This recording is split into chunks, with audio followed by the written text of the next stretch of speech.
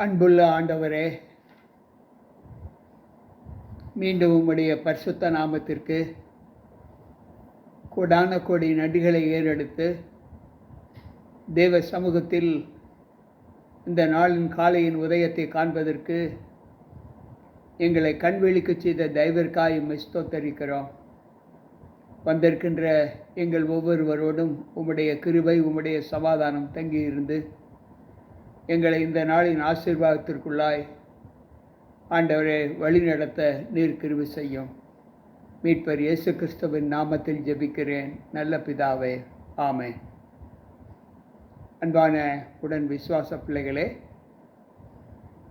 கடந்த ஏப்ரல் 17 இன்று வரை 2 மாதங்கள் வரை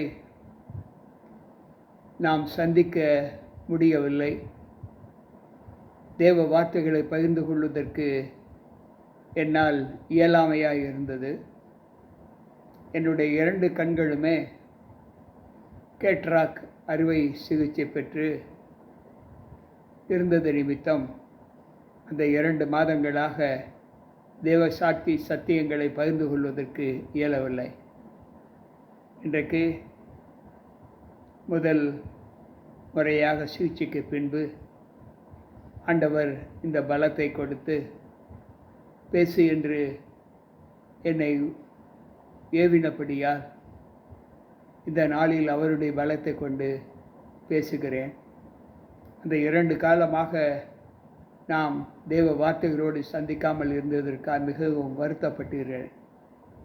இந்த நாளிலும் வந்திருக்கின்ற உங்கள் அனைவருக்கும் இந்த வியாழக்கிழமையின் காலையின் வாழ்த்துக்களை தெரிவித்து தேவ சமூகத்தில் வந்திருக்கிற நம் ஒவ்வொருவரையும் தேவன் ஆசீர்வதித்து பலப்படுத்துவாராக. ஆமென். இன்றைக்கு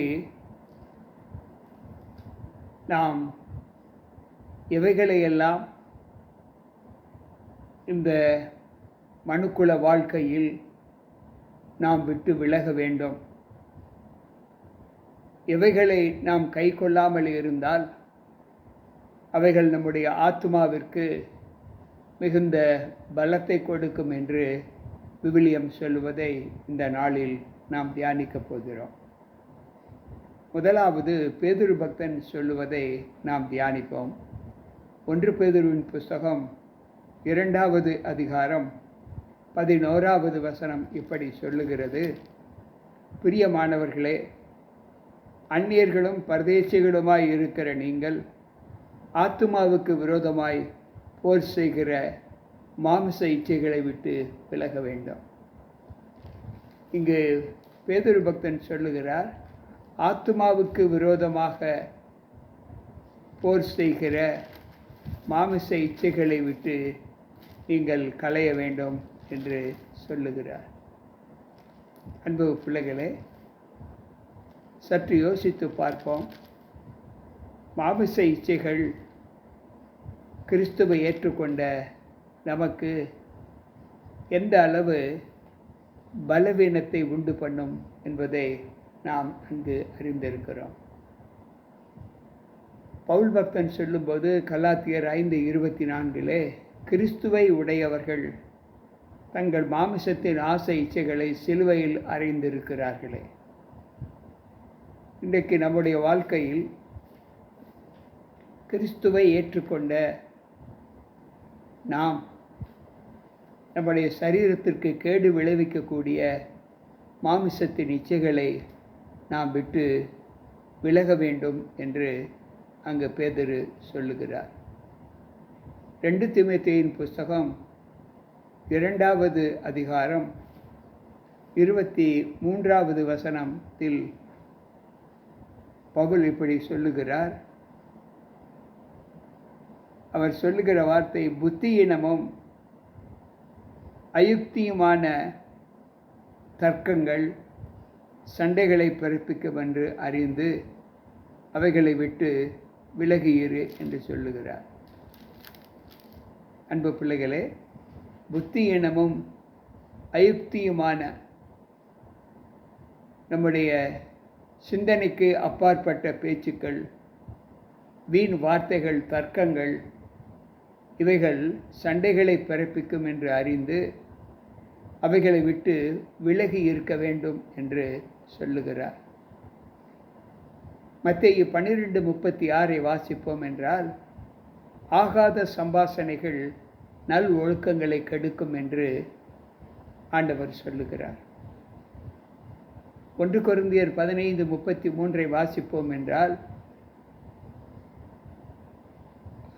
ஆகாத சம்பாஷணைகள் நல் ஒழுக்கங்களை கெடுக்கும் என்று சொல்லுகிறார். மத்தேயு 12:36 ஆண்டவர் சொல்லுகிறார், மனுஷர் பேசும் வீணான வார்த்தைகள் யாவையும் குறித்து நியாய தீர்ப்பு நாளிலே கணக்கு ஒப்புவிக்க வேண்டும். நீதிமொழிகளின் புஸ்தகம் 10:19 சொல்லுகிறார், சொற்களின் மிகுதியினால் பாவம் இல்லாமல் போகாது என்று சொல்லுகிறார். அன்பு பிள்ளைகளே, எந்த சூழ்நிலையிலும் நாம் வீணான தர்க்கங்களுக்கு, சண்டைகளை பிறப்பிக்கக்கூடிய வார்த்தைகளுக்கு நம்மை விலக்கி காத்து கொள்ள வேண்டும். அவைகள் நம்முடைய ஆத்துமாக்களை கெடுக்குமே தவிர வேறு ஒன்றுக்கும் அது நமக்கு உதவாது என்பதை இங்கு ஆண்டவர் சொல்லுகிறார். மேலும் 2 தீமோத்தேயு 2வது அதிகாரம் 19வது வசனம் சொல்லுகிறது, ஆகிலும் தேவனுடைய உறுதியான அஸ்திபாரம் நிலைத்திருக்கிறது. கர்த்தர் தம்முடையவர்களை அறிவார் என்பதும், கிறிஸ்துவின் நாமத்தை சொல்லுகிற எவனும் அநியாயத்தை விட்டு விலக கடவன் என்றும் அதற்கு முத்திரையாக இருக்கிறது என்று சொல்லுகிறார். ஆண்டவர் தம்முடையவர்களை அறிவார் என்பதும், கிறிஸ்துவை உடையவர்கள் அநியாயத்தை விட்டு விலகி தங்களை காத்து கொள்ள வேண்டும் என்று அங்கு பவுல் சொல்லுகிறார். முதலில் பவுல் சொல்லுகிறார், மாமிச இச்சைகளை சிலுவையில் அறைந்திருக்க வேண்டும் யார்? கிறிஸ்துவை உடையவர்கள். இங்கு மேலும் சொல்லுகிற வார்த்தை, கிறிஸ்துவை உடையவர்கள் அநியாயத்தை விட்டு விலகி இருக்க வேண்டும் என்று ஆண்டவர் சொல்லுகிறார். அன்பு பிள்ளைகளே, சற்று யோசித்து பார்ப்போம். மேலும் அவர் சொல்லுகிறார் 2 தீமோத்தேயு 2:16 சீர்கேடான வீண் பேச்சுகளுக்கு விலகி இரு, அவைகளால் நம்முடைய சரீரத்தை நாம் கெடுத்து கொள்ளக்கூடாது என்று சொல்லுகிறார். சீர்கேடான வீண் பேச்சுக்கள், நாம் பேசுகிற பேச்சுக்கள் நமக்கு நன்மையையும் ஞானத்தை மட்டும் கொடுக்கக்கூடியதாக இருக்க வேண்டும் என்று ஆண்டவர் சொல்லுகிறார். அன்பு பிள்ளைகளே, நம்முடைய வாழ்க்கையில் நாம் சற்று யோசித்து பார்க்கக்கூடிய சம்பவங்கள், சூழ்நிலைகள் என்ன என்பதை இங்கு ஆண்டவர் சொல்லுகிறார். என்ன சொல்லுகிறார் என்றால், எபேசியரின் புஸ்தகம் 4வது அதிகாரம் அங்கு ஆண்டவர் சொல்லுகிற வார்த்தை 29வது வசனம், கெட்ட வார்த்தை ஒன்றும் உங்கள் வாயிலிருந்து புறப்படலாகாது. நீங்கள் பேச வேண்டும் என்று நினைத்தால் பக்தி விருத்திக்கு ஏதுவான வார்த்தைகளை மட்டும் பேசுங்கள் என்று சொல்லுகிறார். அதைத்தான் சீர்கேடான வீண் பேச்சுகள். விவாதம் எழுந்து முன்பு நாம் அந்த வார்த்தைகளை நாம் முடித்து கொள்ள வேண்டும் என்று ஞானி சொல்லுகிறார். அன்பு பிள்ளைகளே, நாம் நம்முடைய வாழ்க்கையில் சற்று யோசித்து பார்ப்போம். ஒவ்வொரு நாளும் தேவ அனுகூலங்கள் நம்முடைய வாழ்க்கையில் எப்படி வருகிறது? ஒவ்வொரு நாளும் தேவ சமூகத்தில் வாழ்ந்து கொண்டு இருக்கிற நாம் ஆண்டவருக்குள் வாழ்கிற அந்த அனுபவங்களை எப்படி பார்க்கிறோம் என்பதை யோசித்து பார்ப்போம். நம்முடைய வாழ்க்கையில் ஆண்டவர் சொல்லுகிற ஒழுக்க நெறிகள் இப்படித்தான் இருக்க வேண்டுமே தவிர வேறு எதற்கும் நாம் நம்முடைய ஒழுக்கம் கெட்டுப்போவதற்கான பலவீனங்களை நம்முடைய வாழ்க்கையில் நாம் பெற்றுக்கொள்ளக்கூடாது என்று இங்கு ஆண்டவர் சொல்லுகிறார். இன்றைய சூழ்நிலையில் நாம் ஆண்டவரோடு இருக்கிற அந்த அனுபவங்கள் நம்மை எப்படியெல்லாம் காத்து கொள்ளுகிறது என்பதை யோசித்து பார்ப்போம். எனக்கு பிரியமான தேவ பிள்ளைகளே, மேலும் பவுல் சொல்லுகிற வார்த்தை, அன்றியும் பாலியத்துக்குரிய இச்சைகளை விட்டு விலகி சுத்த இருதயத்தோடு கர்த்தரை தொழுது கொள்ளுகிறவர்களுடனே நீதியையும் விசுவாசத்தையும் அடையும்படி, சமாதானத்தையும் அடையும்படி நாடு என்று சொல்லுகிறார். அன்றியும் பாலிய இச்சைகளுக்கு நீ விலகி ஓடு என்று சொல்லுகிறார். வாலிப பிராயத்தில் நம்முடைய சரீரம் அநேக இச்சைகளை தழுவி கொண்டு இருக்கும்போது நாம் ஆண்டவரை விட்டு தூரம் போய்கொண்டு இருக்கிறோம். சங்கீதக்காரர் சொல்லும்போது 119வது சங்கீதம் 9வது வசனத்தில் வாலிப பிராயத்திலே நாம் எப்படி நடக்க வேண்டும்? ஆண்டவர் சொல்லுகிறார், வாலிபன் எதனால் தன் வழியை சுத்தம் பண்ணுவான்? நம்முடைய வசனத்தை காத்து நடக்கிறதுனால் தானே. அன்பானவர்களே, இன்றைக்கு நம்முடைய வாழ்க்கையில் நாம் கற்றுக்கொள்ளக்கூடிய சத்தியங்கள் என்ன என்றால், நாம் வீண் பேச்சுகளுக்கு நம்மை விலக்கி காத்து கொள்ள வேண்டும். பாலிய இச்சைகளுக்கு உண்டான குணங்களை நம்மை விட்டு அகற்ற வேண்டும். கிறிஸ்துவை உடைய பிள்ளைகள் எந்த சூழ்நிலையிலும் உலக ஆசைகளுக்கு விட்டு விலகி இருக்க வேண்டும். மாமிசத்தின் இச்சைகளை நாம் சிலுவையில் அறிந்திருக்க வேண்டும். நல்ல ஒழுக்க நெறிகளை கை கொள்ளக்கூடிய அனுபவங்களை மட்டும் நம்முடைய வாழ்க்கையில் நாம் பெற்றுக்கொள்ள வேண்டும். வாயின் பாவங்களுக்கு நம்மை விலக்கி காத்து கொள்ள வேண்டும். அன்பு பிள்ளைகளே, நாம் ஒவ்வொரு நாளும் ஆண்டவருடைய அனுகூலத்தோடு நம்முடைய வாழ்க்கையை நாம் ஏற்று நடக்கிறோம் என்றால், அந்த வாழ்க்கைக்குரிய குணலட்சணங்கள் நம்முடைய வாழ்க்கையில் நாம் எப்படி நம்மை விட்டு நாம் நீக்கிவிட வேண்டும் என்பதை ஆண்டவர் நமக்கு கற்றுக் கொடுக்கிறார். ஒவ்வொரு நாளும் நம்முடைய வாழ்க்கையை நாம் பார்க்கும்போது ஆண்டவருக்குள் உள்ள அனுபவங்களை நாம் எப்படியெல்லாம் பார்க்கிறோம். இங்கு வேதம் சொல்லுகிற வார்த்தை 1 தீமோத்தேயு 1வது அதிகாரம் 1 தீமோத்தேயு 1:10 அவர் சொல்லுகிறார், வேசிக்கல்லருக்கும் ஆண் புணர்ச்சிக்காரருக்கும் மனுஷரை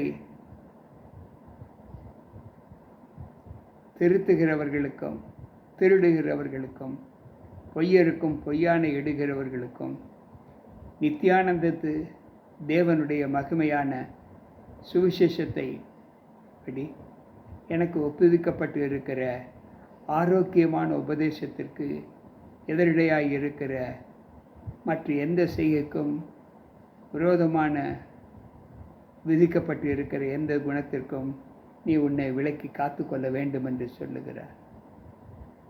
இன்றைக்கு தேவனுடையவர்கள் இந்த நற்குணங்களை நாம் கை கொண்டு வாழ வேண்டும் என்பதை ஆண்டவர் சொல்லுகிறார். உலக வஞ்சனைகளுக்கு நம்மை ஒப்புக் கொடுக்காதபடி தேவ சமூகத்தில் நம்மை காத்து கொள்ள வேண்டும் என்று ஆண்டவர் சொல்லுகிறார். எனக்கு பிரியமான தேவ பிள்ளைகளே, இன்றைக்கும் நாம் எவைகளையெல்லாம் விட்டு விலகி நம்மை காத்து கொள்ள வேண்டும் என்று ஆண்டவர் சொல்லுகிறார். அந்த வார்த்தைகளின்படி நம்முடைய நடத்தை ஆண்டவருக்கு பிரியமாய் இருந்து, இந்த நாளின் வெளிச்சத்தின் நம்முடைய வாழ்க்கையின் பயணம் இந்த ஒழுக்க நெறிகளோடு இருந்து ஆண்டவருக்கு பிரியமாய் நடக்க நம்மை ஒப்புக் கொடுப்போமா? ஜெபிப்போம். உன்னதங்களில் வீற்றிருந்து மனுமக்களை கண்ணோக்கி பார்க்கிற அன்புள்ள ஆண்டவரே, மீண்டும் ஒரு பரிசுத்தத்தில் நாங்கள் பங்கு பெறுவதற்கு எங்களுக்கு நல்ல ஆலோசனைகளை கொடுத்து, மாமிசத்தின் இச்சைகளை நாங்கள் எங்களை விட்டு அகற்றி நல்ல குணமுடைய கிறிஸ்துவை உடைய பிள்ளைகளாக நாங்கள் வாழ எங்களுடைய கண்களை கர்த்தர் நீர் திறந்ததற்காய் ஸ்தோத்திரம். அந்த காட்சிகள் எங்களுடைய வாயின் வார்த்தைகள் எல்லாமே உமக்கு பிரியமாய் காணப்பட கிருபை செய்யும். கேட்டுக்கொண்டிருக்கிற ஒவ்வொரு பிள்ளைகளுக்கும் அந்த ஆசீர்வாதத்தை தேவன் கட்டளையிட்டு காத்துக்கொள்ளும். விசேஷமாக இந்த நாளின் கூடுகையிலே கேட்டுக்கொண்டிருக்கிற பிள்ளைகள் ஒவ்வொருவரோடும் உம்முடைய கிருபை இருந்து, சுகவீனத்தோடும் பலவீனத்தோடும் இருக்கிற பிள்ளைகளுக்கு நல்ல சுகத்தை கொடுத்து, விசேஷமாக ஆண்டவரே இந்த நாளில் கர்ப்பத்தின் கனிகளை சுமந்து கொண்டு இருக்கிற பிள்ளைகளுக்கு ஏற்ற காலத்தில் அவர்களுக்கு நல்லதொரு சுகப்பிரசவத்தை தேவன் கட்டளையிடவும். நோய்வாய்ப்பட்டு இருக்கிற பிள்ளைகள் ஒவ்வொருவருக்காக நாங்கள் ஜெபிக்கிறோம். அவர்களுடைய மன பாரத்தை அவர்களிடத்திலிருந்து என் தேவன் இறக்கவும். திருமணத்திற்காக காத்திருக்கிற வாலிப பிள்ளைகளுக்கு ஏற்ற காலத்தில் கர்த்தர் சகலத்தையும் செய்வார் என்று சொன்னீரே, அந்த ஆசீர்வாதத்தை இன்றைக்கு பிள்ளைகளுக்கு தந்தரல கர்த்தர் கிருபை செய்யும். காத்துக்கொள்ளும். இந்த நாளின் ஆசீர்வாதத்தோடு உம்முடைய சமூகத்தில் கடந்து செல்ல எங்கள் ஒவ்வொருவரையும் பலப்படுத்தி காத்துக்கொள்ளும். மீட்பர் இயேசு கிறிஸ்துவின் நாமத்தில் ஜெபிக்கிறேன் நல்ல பிதாவே, ஆமென். அன்பு பிள்ளைகளே, மீண்டும் கர்த்தருடைய வார்த்தைகளை கேட்க வந்த உங்கள் அனைவருக்கும் நன்றிகளை ஏறெடுத்து, இந்த நாளின் செய்தி நம்மை ஆத்மீகத்தில் வழி நடத்துவதற்கு மிகுந்த உத்வேகத்தை கொடுக்கும் என்று நான் கர்த்தருக்குள் நம்புகிறேன். அந்த ஆசீர்வாதத்தோடு தேவ சமூகத்தில் நம்ம ஒப்புக் கொடுப்போம். கர்த்தர் நம்மோடு இருப்பாராக. ஆமென். மீண்டும் நாளை சந்திப்போம். ஆமென்.